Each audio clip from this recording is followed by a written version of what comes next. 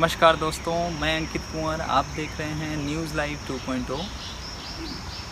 बूझा जिसने वही से आना है, प्रकृति में छुपा अपार खजाना है। मैं आपसे ये बात आज इसलिए शेयर कर रहा हूँ क्योंकि आज विश्व पर्यावरण दिवस है। जी हाँ, 5 जून, हर वर्ष 5 जून को विश्व पर्यावरण दिवस मनाया जाता है। इस दिवस की एक खास बात ये है क्योंकि इस दिवस के दिन ही हम प्रकृति संरक्षण को लेकर वैश्विक स्तर पर एक अच्छी पहल करते हैं। अगर मैं आपको बताऊं तो ये जो दिवस है, सन 1972 में स्टॉकहोम सम्मेलन हुआ था। उस सम्मेलन के तहत एक संयुक्त राष्ट्र पर्यावरण कार्यक्रम की स्थापना हुई थी।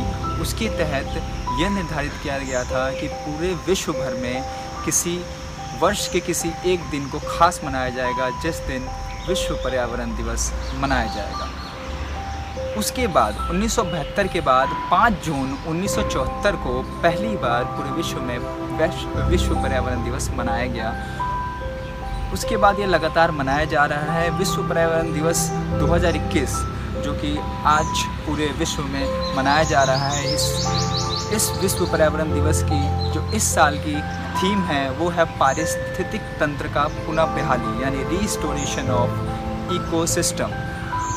इस बात को लेकर इस साल, वैसे मैं आपको बताऊं तो हर साल कोई ना कोई विश्व पर्यावरण दिवस की एक मेज़बानी करता है, यानी मेज़बान के तौर पर एक देश इसको अपने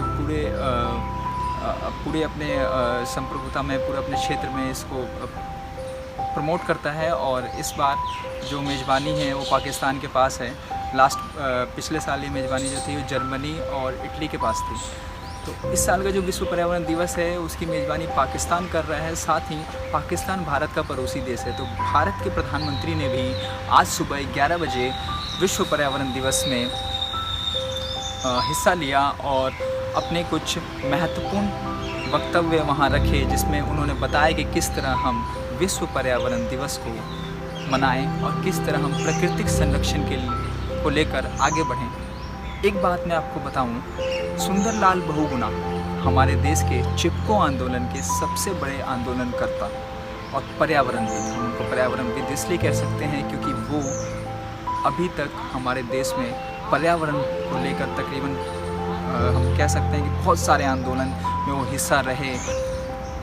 अभी जो विश्व का हाल है वो सब आप वाकिफ़ हैं उनसे। हम अभी कोरोना काल में जी रहे हैं। कोरोना काल में मनुष्य घर में बंद हो चुका है और प्रकृति, जो कि जिस तरह ये हमेशा सामने आया है कि इंसान ने हमेशा से प्रकृति को कष्ट दिया है, प्रकृति को कहीं ना कहीं नुकसान पहुंचाने की कोशिश की है। अगर मैं बात करूं 2020 से 2021, यानी पिछले एक साल में प्रकृति को सबसे ज़्यादा अगर देखा जाए तो वैश्विक स्तर पर सबसे ज़्यादा सुकून मिला है। सुकून इस नाते क्योंकि हम इतने दिनों तक अपने घर में बंद थे और इस घर में बंद होने का सबसे अच्छा प्रभाव ये पड़ा है कि हमारी प्रकृति जो कि प्रदूषण से, चाहे वो नदी प्रदूषण हो, चाहे वो वायु प्रदूषण हो, चाहे वो ध्वनि प्रदूषण हो, चाहे वो जल प्रदूषण हो, किसी भी तरह का जो प्रदूषण हो उसको लेकर प्रकृति, अब अगर हम बात करें एक साल के अंदर जो प्रकृति को देखने में सुधार आया है वो बहुत ही बेहतरीन है। हमें कहीं ना कहीं इस कोरोना काल में, और कोरोना काल यानी मैं आशा करता हूँ कि कोरोना काल भी जल्द ही ख़त्म होगा। ख़त्म होने के बाद हमें भी प्रकृति को बचा के और संरक्षित करके रखने की जिम्मेदारी पूरी करनी पड़ेगी। ये जिम्मेदारी हमारी, आपकी और हम सब की है कि हम प्रकृति को बचाएं, क्योंकि हम प्रकृति को नहीं बचाएंगे तो प्रकृति हमें कभी नहीं बचाएगी। आप देख पा रहे हैं जिस तरह के भूस्खलन, जिस तरह के भूकंप, उसके साथ साथ बादलों का फटना, जो भी प्राकृतिक आपदाएं होती हैं, कहीं ना कहीं प्रकृति को लेकर हम असचेत हैं। हम सचेत नहीं हैं, असचेत हैं, और हम उस प्रकृति के साथ जो भी खिलवाड़ कर रहे हैं वो हमारे हम कह सकते हैं इंसानों पर उसका विपरीत प्रभाव देखा जा सकता है। तो मेरी अपील यही है कि आज विश्व पर्यावरण दिवस है और इस विश्व पर्यावरण दिवस में हम एक संकल्प लें, हम एक शपथ लें कि हम प्रकृति को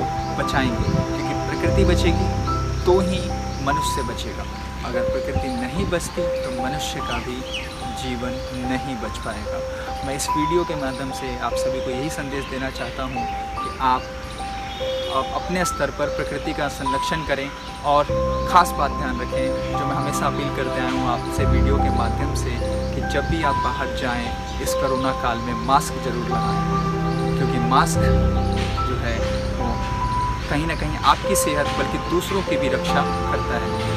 धन्यवाद इस वीडियो को देखने के लिए। आपको हमारी ये वीडियो अच्छी लगी तो आप हमारे चैनल को सब्सक्राइब ज़रूर करें, साथ ही आप हमें फेसबुक पर फॉलो करें। और एक ख़ास बात और, अगर आपके कोई सवाल हो या आप कोई सजेशन शेयर करना चाहते हो तो हमें आप कमेंट बॉक्स में कमेंट करें।